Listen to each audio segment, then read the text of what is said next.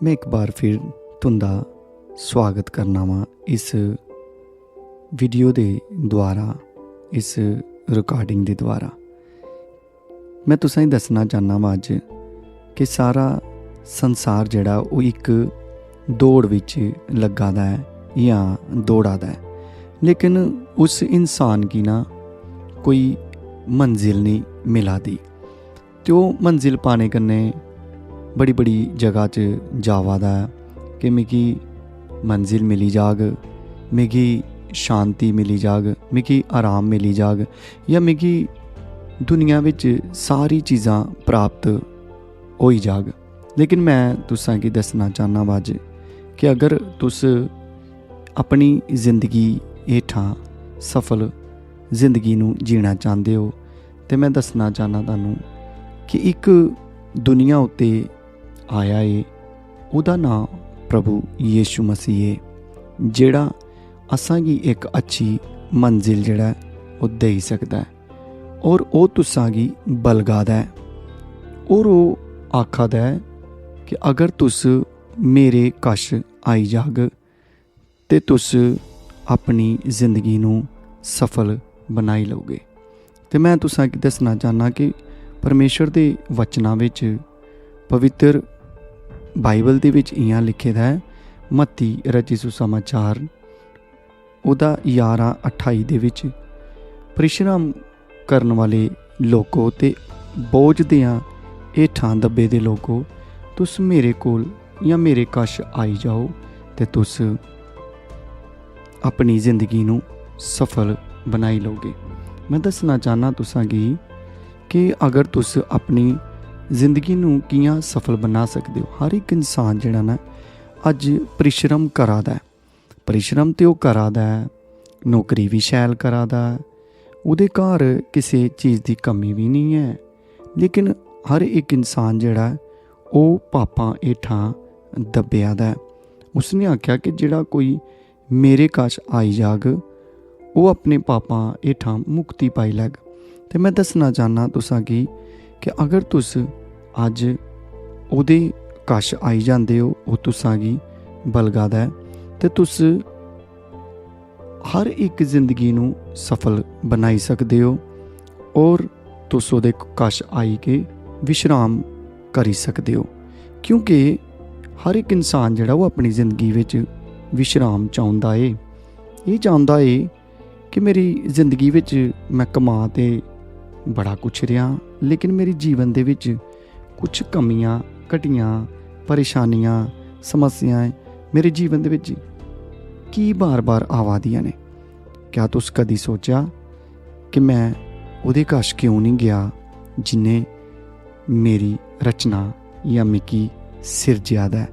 अस कई बारी सोचने आ कि नहीं अस अगर उहदे कोल या उहदे कश जागे ते कुछ भी नहीं सानू हासिल, लेकिन उन्हें आख्या कि अगर तुस सब कुछ हासिल करना चाहते हो, अगर तुस अपनी जिंदगी नूं सफल बनाना चाहते हो, तुस मेरे कश आई जाओ।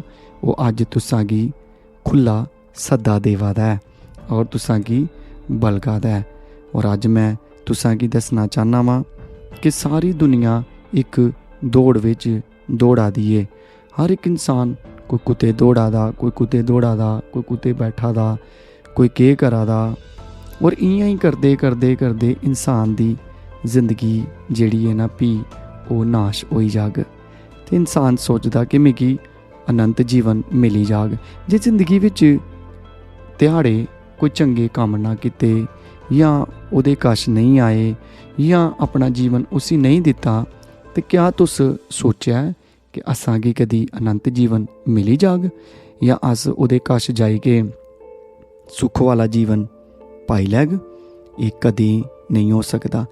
मैं तुसें दसना चाहना साढ़े अंदर एक आत्मा है और साढ़े नाल जुड़िया दा एक शरीर है। शरीर असां गी अपनी डिमांड करांदा ते अपने कश लेइयै चलदा, लेकिन साढ़े अंदर भी एक भी आत्मा है। वो आत्मा असां गी आखदी है तू बंदगी करी लै, प्रार्थना करी लै, प्रभु दे चरनां च तू अपना समय बिताई लै, लेकिन अस ना अपनी दुनियादारी कन्नै चला दे आं। अपने तरीके कन्नै चलां।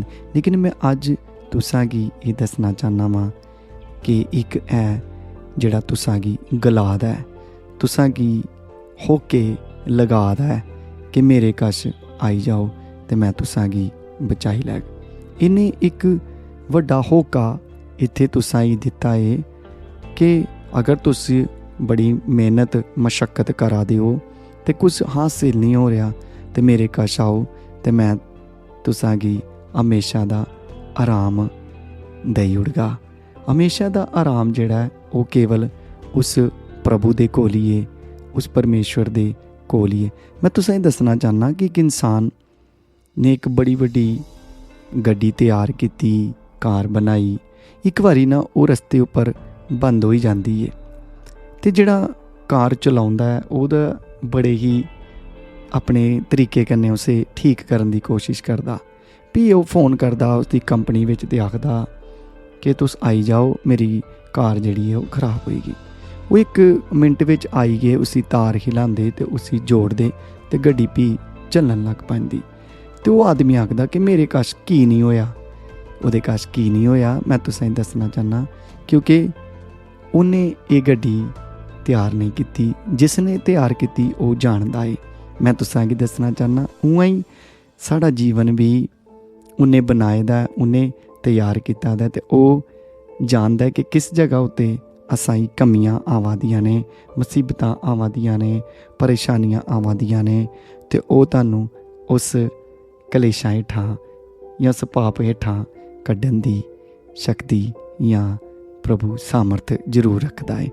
ते मेरे सुनन वालों, मैं तुसां गी दस्सना चाहना कि अगर तुस अज प्रभु दे कश आई जांदे हो जां तुसी ओहदी होके नूं सुनी लैंदे हो ते मैं आखांगा कि तुस बड़े ही भाग्यशाली लोग हो।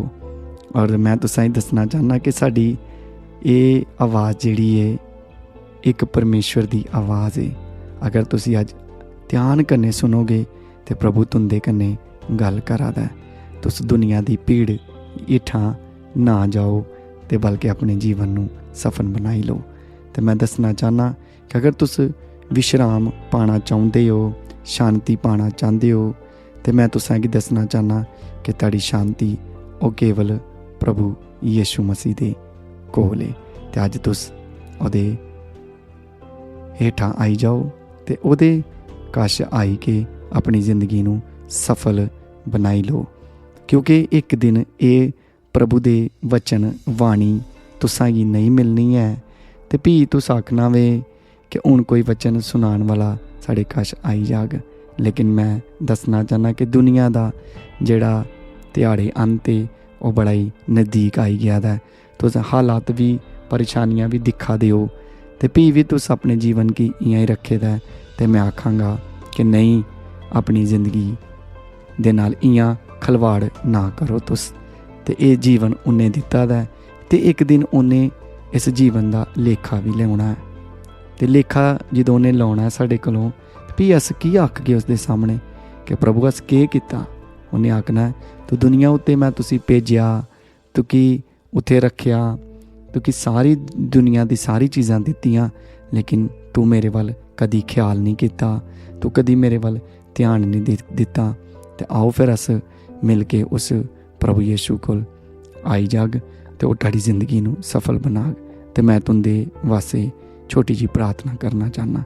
ये प्रभु यीशु, मैं इंदे वास्ते प्रार्थना करना और इंदे परिवार बच्चों वास्ते प्रार्थना करना, और जेड़े इस वीडियो के द्वारा सुना दे ने प्रभु जी, उन्हां दी जिंदगी विच काम करी ओड़ना। प्रभु जी, किन्ने लोग अज समस्या विच ने, परेशानियां विच ने, और प्रभु तुस ही है जो उसां गी कड्ढी सकदे हो और उन्हां दे जीवन नूं बदल सकदे हो। मैं सारियां वास्ते प्रार्थना करके यीशु दे नां दे विच मंगना, आमीन। अगर तुंदी कोई प्रेयर रिक्वेस्ट है या प्रार्थना निवेदन जिसी आखदे ने वो है ते तुस असां गी कमेंट बॉक्स विच जरूर देओ, तां अस और साडी टीम मिल के तुंदे वास्ते प्रार्थना जरूर करनगे और तुंदे शहर वास्ते भी। प्रभु तुसां गी मती मती आशीष दे।